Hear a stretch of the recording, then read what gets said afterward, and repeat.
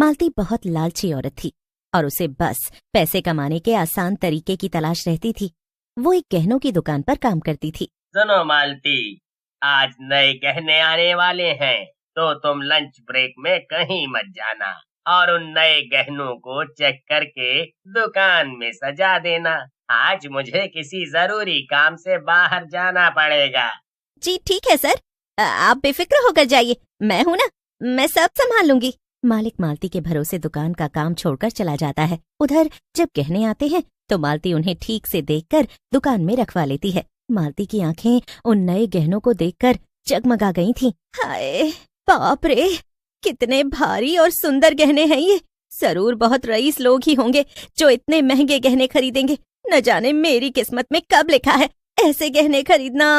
मालती अपने ख्यालों में गुम थी कि तभी वहां पर एक औरत अपने पति के साथ आ जाती है। आइए मैडम, आइए सर, आपको क्या चाहिए? जी मुझे अपनी बीवी के लिए एक डायमंड सेट लेना है, हमें अच्छा सा सेट दिखा दीजिए।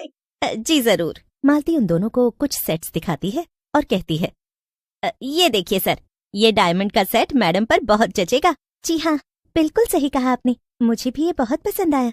अरे दाम तो पूछ लीजिए। तुम्हें पसंद है ना, बस ले लो, दाम चाहे जो हो। वाह, ये हुई ना बात, मैं अभी इसे पैक करवा देती हूँ। वो आदमी सेट खरीद लेता है और दोनों दुकान के बाहर चले जाते हैं। लेकिन जैसे ही वो अपनी गाड़ी में बैठने के लिए सड़क के उस पार जाते हैं, अचानक से बाइक से 2 गुंडे आते हैं और उनके हाथ से सेट छीनकर भाग जाते हैं। वो औरत जोर जोर से रोने लगती है। मेरा हार, मेरा हार, हाय हाय, अभी तो खरीदा था, मेरा हार। अरे कोई पुलिस को बुलाओ, कोई पुलिस को बुलाओ, कोई उन चोरों को पकड़ो। ये नजारा देखकर वहाँ बहुत भीड़ इकट्ठा हो जाती है और मालती भी दुकान के बाहर आ जाती है। अरे बाप रे, अभी तो इन लोगों ने हार खरीदा था और अभी ही उसे चोर ले गए। कैसी फूटी हुई किस्मत है इनकी।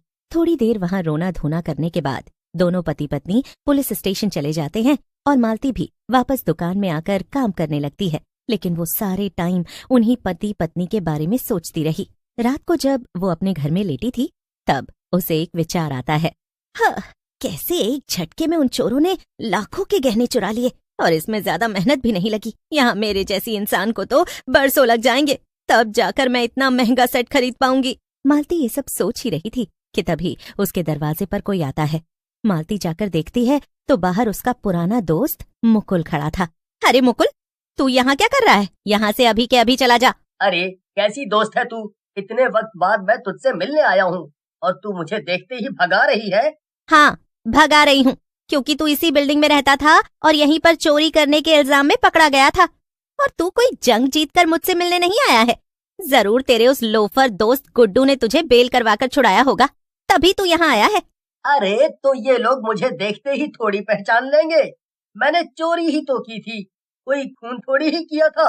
और वैसे भी उस चोरी से मुझे ज्यादा फायदा भी नहीं हुआ था। इतना कहकर मुकुल मालती के घर के अंदर आ जाता है।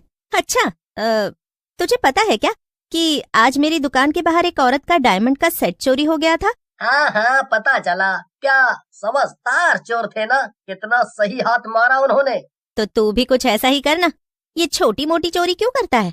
अरे पागल है क्या, रोज रोज कहाँ ऐसे डायमंड सेट लेकर के लोग सड़क पर घूमते हैं। वो तो उन चोरों की किस्मत अच्छी थी तो उन्हें मिल गया। अच्छा, तो ये बात है। मतलब अगर तुझे कोई रास्ते पर चलते हुए मिल जाए जिसके पास डायमंड सेट हो तो तू भी चुरा लेगा? ये भी कोई पूछने की बात है भला। क्या बात है मालती, क्या सोच रही है? अब अगर मैं तुझे ऐसे लोग लाकर दूं जिनके पास महंगे महंगे गहने होंगे तो तू उन्हें लूट तो पाएगा ना? क्या? हाँ बिल्कुल, इस काम में मैं माहिर हूँ मालती, इसमें मैं कभी नहीं चूक सकता हूँ। तो बस ठीक है, अब तू चोरी की तैयारी कर और अपने उस गुड्डू को भी तैयार कर। अरे मगर तू ऐसे लोग लाएगी कहाँ से? मैं नहीं लाऊंगी, मगर मेरी दुकान लाएगी। अब मेरा मतलब है कि जिस दुकान में मैं काम करती हूँ वहाँ पर तो आए दिन ऐसे अमीर लोग आते ही रहते हैं जो बिना ज्यादा सोचे समझे बस महंगे गहने खरीद लेते हैं। जैसे ही ऐसा ग्राहक आएगा मैं तुझे खबर कर दूंगी।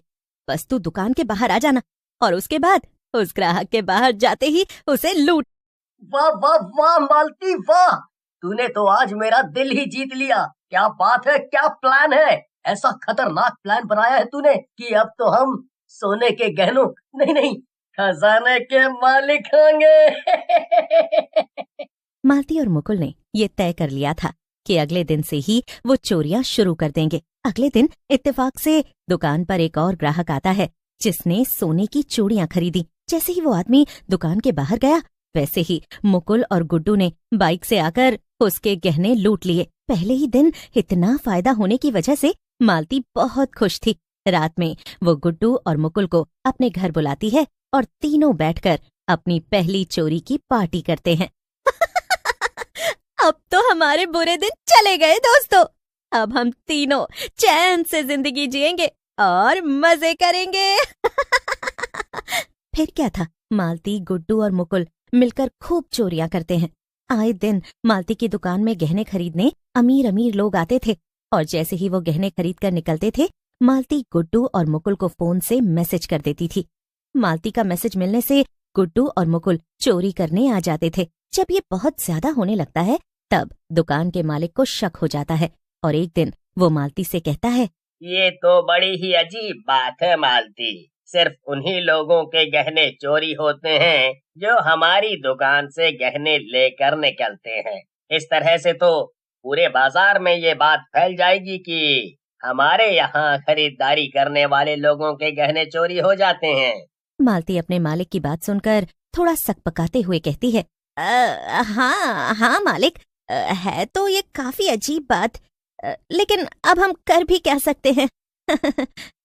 मालती किसी तरह इस बात को रफा दफा कर देती है, लेकिन शाम को घर पहुंचते ही वो गुड्डू और मुकुल को बुलाकर उनसे कहती है, देखो दोस्तों, अब हमें थोड़ा सावधानी से काम करना पड़ेगा क्योंकि मेरे मालिक को मुझ पर शक हो रहा है। वो कह रहे थे कि जो भी लोग हमारे यहाँ से गहने खरीद कर बाहर निकलते हैं, सिर्फ उन्हीं के गहने चोरी होते हैं। तुम दोनों अब एक काम करना, जब वो लोग गहने लेकर दुकान से बाहर निकले, तब तुम उनका पीछा करना और थोड़ी दूर जाने के बाद ही उनके गहने चोरी करना। फिर क्या था, मुकुल और गुड्डू अब अलग तरीके से गहने चोरी करने लगते हैं और वो लोग 2-2 दिन रुककर चोरी करते थे ताकि मालिक को ज्यादा शक न हो। देखते ही देखते कुछ ही महीनों में मालती के घर में बहुत सारे सोने के गहने इकट्ठे हो जाते हैं।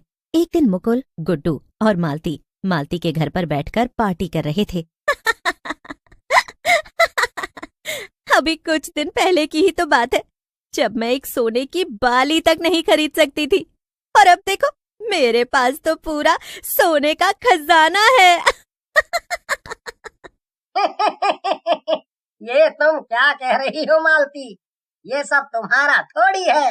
अभी तो इसके 3 बराबर के हिस्से होंगे और उसमें से फिर तुम्हें तुम्हारा हिस्सा मिलेगा। लेकिन गुड्डू की बात सुनकर मालती को थोड़ा गुस्सा आ जाता है। वो गुस्से में उससे कहती है, क्या? लेकिन भला बराबरी के 3 हिस्से क्यों होंगे? ये पूरा प्लान तो मेरा था। सोने की दुकान में काम मैं कर रही थी और मुझे तो तुम दोनों से ज्यादा हिस्सा मिलना चाहिए ना।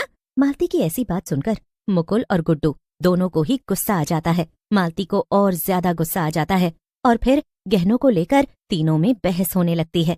हे मुकुल, तू एक भिखारी के जैसे घूमता था, जगह जगह चिंदी चोरियां करके तो तेरा गुजारा हो रहा था। मैंने तुझे ये रास्ता दिखाया और अब तुझे मेरा एहसान मानना चाहिए, लेकिन तू मुझसे ही बहस कर रहा है। ये सुनकर गुस्से में आकर मुकुल मालती पर चाकू से वार कर देता है, जिससे मालती मर जाती है। फिर मुकुल और गुड्डू मालती की लाश को ठिकाने लगा देते हैं, लेकिन असल में तो मालती एक चुड़ैल में बदल गई थी और वो अपने सोने के खजाने के ऊपर बैठ गई थी। जैसे ही मुकुल और गुड्डू घर में वापस आते हैं, वो सोने के ऊपर चुड़ैल को बैठा देखकर बहुत घबरा जाते हैं, लेकिन चुड़ैल दोनों को पकड़ लेती है और हंसते हुए उनसे कहती है, कहाँ भाग रहे हो तुम दोनों? हाँ? तुम दोनों ने मुझे मार दिया और देखो मैं एक चुड़ैल में बदल गई। लेकिन चुड़ैल मुकुल की एक नहीं सुनती और बड़ी बेरहमी से उसे खा जाती है। इसके बाद वो अपने सोने के खजाने पर बैठकर आराम करने लगती है। गुड्डू तो डर के मारे वहां से भाग जाता है और कुछ इस तरह से वो चुड़ैल इतने सारे सोने के खजाने की मालकिन बन जाती है।